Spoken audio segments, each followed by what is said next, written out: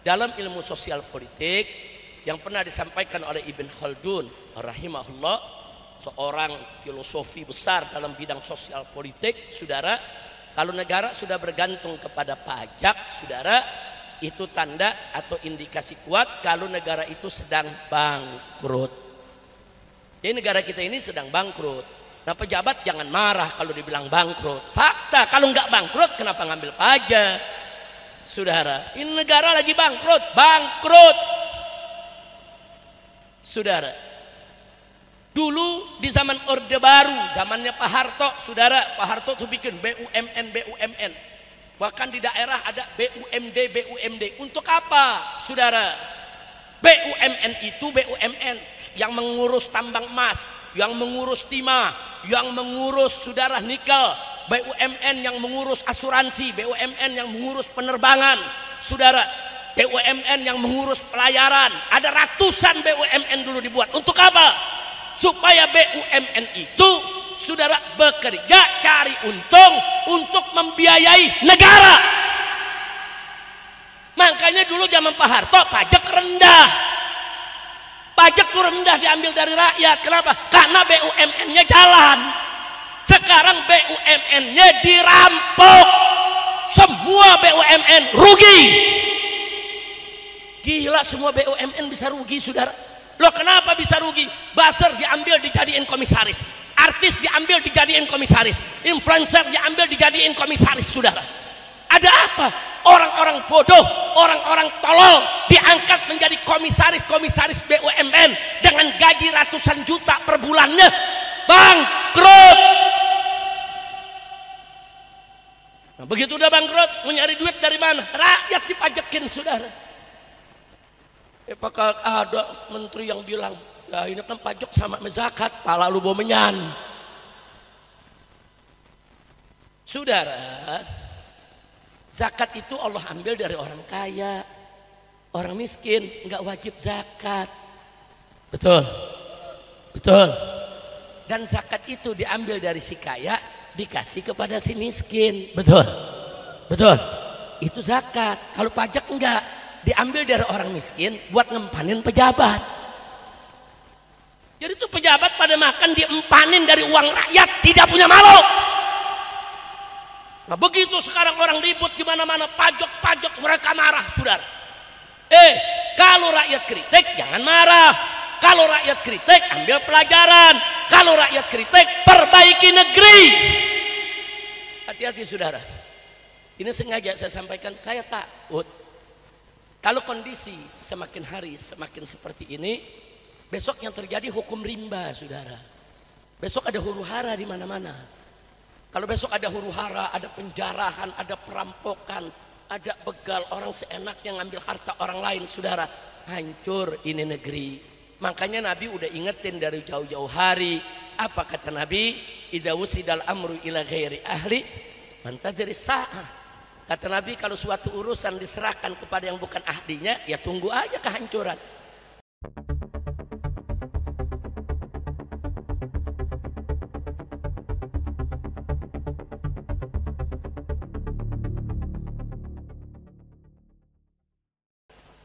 Nah, sekarang komisaris BUMN, saudara, diserahkan orang-orang yang gak jelas. Dikasih influencer, dikasih buzzer, saudara.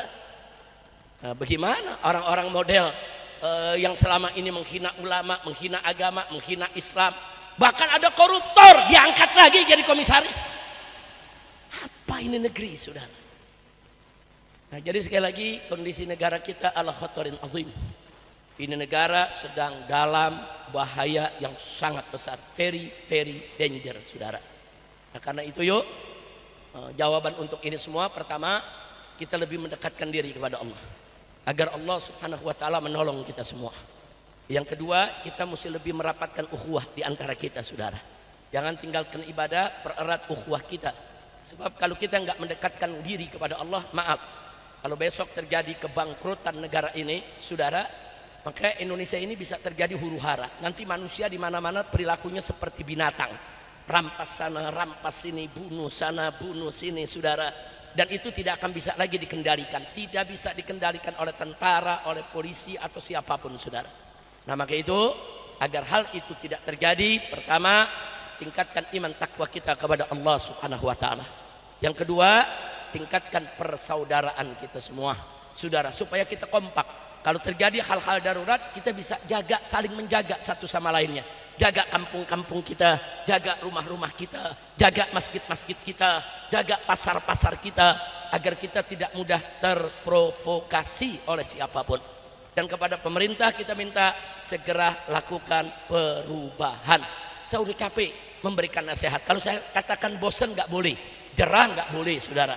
Kita dalam dakwah nih walaupun secapek apapun nggak boleh kita kapok, jerah, saudara. Kami sudah sampaikan nasihat kepada pemerintah, saudara. Sudah kita sampaikan, saudara, di mimbar-mimbar, lewat orang-orang yang dekat di sekitar presiden, lewat orang-orang yang duduk di DPR, saudara, lewat menteri-menteri yang ada di kabinet. Kita sudah sampaikan kepada mereka, kalau negara ini mau makmur, adil, sejahtera, singkirkan pejabat-pejabat korup, pejabat-pejabat jahat, pejabat-pejabat brengsek. Nggak boleh lagi ada di jajaran pemerintah kita, saudara. Nggak boleh. Orang udah ketahuan brengsek masih diangkat jadi menteri. Orang udah ketahuan terlibat judi online masih dipertahankan jadi menteri. Orang yang sudah ketahuan terlibat korupsi masih dipertahankan jadi menteri. Orang yang ketahuan terlibat pelanggaran HAM seperti pembunuhan di KM 50 masih diangkat menjadi menteri. Bagaimana mau berkah ini negara? Inna lillahi wa inna ilaihi raji'un, saudara. Nah, maka itu, saudara, di malam peringatan manusia yang serba sempurna, paripurna, yaitu Nabi Yuna Muhammad Sallallahu Alaihi Wasallam, kita mohon kepada Allah dengan tawassul, yaitu tawassul melalui kesempurnaan nabinya, saudara, kesempurnaan akhlaknya, karakternya, kehidupannya, perilakunya, agar Allah menyelamatkan kita punya negeri ini. Amin, amin ya rabbal alamin. Ini negara kita saya udah nggak bisa ngomong lagi, udah ya kawan. Nasihat demi nasihat udah kita sampaikan, tinggal kita lihat aja. Ini negara tinggal nunggu kehancuran kalau tidak ada segera perubahan dan perbaikan. Jangan sekali-kali rakyat terus ditekan dengan pajak, ditekan dengan pajak, ditekan dengan pajak. Besok akan ada saatnya rakyat akan tumpah ruah ke jalan untuk menolak itu. Belajar dari peristiwa di Pati. Belajar dari peristiwa di Pati. Pajak naik 250%, rakyat turun besar-besaran, saudara. Begitu turun baru dia normalkan lagi itu pajak. Nah, ini kenaikan pajak bukan di Pati aja, hampir di semua daerah, saudara. Nah, itu bukan hanya PBB yang naik, pajak-pajak yang lain juga ikut naik. Ada urusan apa? Kok menteri yang bisa mikirnya pajak dipertahankan terus? Katanya ini ahli Bank Dunia, ini ahli moneter, ini ahli IMF, ini ahli PBB. Kalau cuma malakin preman juga bisa. Betul, betul, saudara. Menteri itu bukan tukang palak. Kalau preman tukang palak, menteri jangan jadi tukang palak. Kerjaannya rakyat dikit-dikit pajak, dikit-dikit pajak, dikit-dikit pajak. Maka itu saya ajak umat, saudara, kalau anda dipajaki apapun anda tidak mampu bayar, nggak usah bayar. Lawan itu, saudara, pajak-pajak yang zalim. Ada urusan apa rakyat yang miskin diwajibkan pajak di luar daripada kemampuannya? Jangan bayar.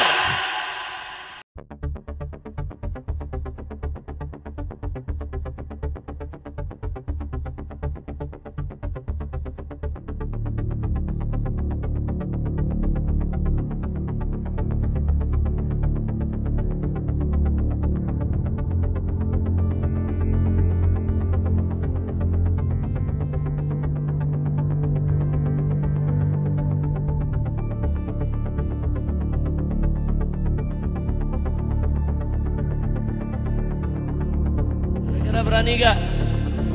Berani tolak pajak yang yaitu yang mencekik? Berani tidak? Berani tidak? Takbir! Maka itu semua gerakan-gerakan anti kenaikan pajak saya dukung di seluruh Indonesia, saya dukung, saudara. Bukan, itu bukan mengada-ngada, bukan, saudara. Jadi kadang-kadang saya kalau begini, saudara, jadi ingat dulu, saudara, anda tahulah saya dulu bagaimana berseberangannya dengan Gus Dur, saudara, dalam urusan-urusan pemikiran liberalnya. Tapi dalam urusan politik Gus Dur banyak benernya, saudara. Dulu Gus Dur bilang apa? DPR MPR itu kan kayak taman kanak-kanak, bubarin aja itu. Emang betul kenyataannya sekarang DPR MPR kayak taman kanak-kanak. Saya mau tanya, kalau DPR MPR kayak taman kanak-kanak, pertahankan atau bubarkan? Pertahankan atau bubarkan? Betul. Gus Dur pernah ditanya sama wartawan, Gus bagaimana nih kalau DPR udah nggak bener? Ya sudah, kalau udah banyak tikusnya bakar aja. Wartawan tanya, Gus masa rumah banyak tikus, bukan tikusnya aja yang diusir, masa rumahnya yang dibakar? Ya habis bagaimana kalau gedungnya isinya udah semua tikus? Ya, jujur aja ngelihat dari soal ini, Gus Dur benar tidak? Benar tidak? Benar sudah. Fakta, bahkan Gus Dur pernah bicara, jangan percaya itu densus-densusan, itu sandiwara, itu sinetron itu, pura-pura tuh ada teroris, sebetulnya cuma mau cairkan bantuan aja. Seorang Gus Dur berani mengatakan begitu, saudara. Fakta memang terjadi dan kita alami. Jadi mereka banyak main sinetron, bersandiwara, main drama. Ini ngatur negara. Ini bukan panggung sandiwara. Ini negara yang rakyatnya ada 275 juta. Ini negara, atur yang betul. Mengatur negara, saudara, bukan dengan ucapan, bukan hanya dengan kata-kata, bukan dengan retorika. Atur negara dengan kebijakan-kebijakan yang melindungi rakyat, yang membela rakyat, yang mensejahterakan rakyat, dan yang menyelamatkan negara Republik Indonesia. Betul? Takbir. Shallu ala Nabi. Saya pikir cukup itu saja yang saya mau sampaikan, saudara. Saya hanya ingin menyampaikan, hati-hati, jaga diri, rapatkan barisan, perkuat persatuan, saudara. Pertahanan keamanan rakyat semesta yang disebut Hankam Rata itu kita mesti mulai lagi di kampung-kampung kita. Jangan sampai terlambat, begitu ada chaos, begitu ada huru hara, nanti orang yang nggak salah jadi korban, saudara.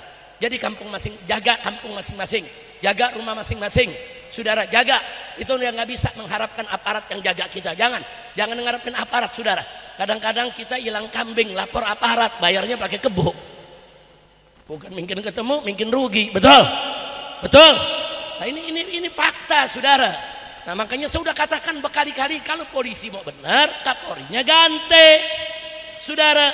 Banyak orang menghina agama, menghina ulama, saudara, menghina habaib. Kita laporkan ke Mabes Polri, nggak diproses. Ini Kapolri macam apa, saudara? Di Jawa Tengah, saudara, ada gerombolan yang selalu kerjaannya membubarkan pengajian. Terang-terangan mereka bergerombol pakai senjata, bubarin pengajian di mana-mana, nggak ditangkap. Apa ini program Polri sehingga Kapolrinya diam? Makanya tadi saya katakan, jaga kampung kita masing-masing, saudara. Kalau penjahat ini sudah berkolaborasi dengan pejabat, mau apa lagi kalau bukan kita lawan mereka? Karena kalau pejabat sudah berkolaborasi dengan penjahat, masyarakat yang akan jadi korbannya, saudara. Ada apa? Peristiwa Pemalang umpamanya, saudara. Jelas kok yang melakukan siapa. Dari seminggu sebelumnya mereka udah ngancep. Mereka keliling bawa senjata. Enggak ditindak. Dipanggil sama polisi aja enggak. Saudara, apa? Panitia diancam, saudara, semua warga diancam. Apa, saudara? Makanya begitu saya tanya kepada panitia, Anda undang saya, Anda berani? Kalau nanti dilarang polisi bagaimana? Tetap kita adakan, Habib. Ini udah kesepakatan warga kami. Kalau nanti diancam sama gerombolan-gerombolan PKI ini, neo PKI, bagaimana? Tetap kami adakan. Saya katakan, kalau Anda bertekad tetap menggelar, saya datang. Tapi kalau Anda nggak berani, ya batalin aja dari sekarang. Sebab saya habis ceramah, saya bisa pulang. Saya habis ceramah, Anda tetap di situ. Nah, saya nggak mau nanti kedatangan saya menyusahkan Anda. Enggak, Habib. Kita siap. Apapun resikonya kita siap. Saya tidak sendiri, saya bersama warga satu kampung semua. Kami memang undang Habib. Sudah lama dan ini tidak boleh gagal. Kita datang ya, ikhwan.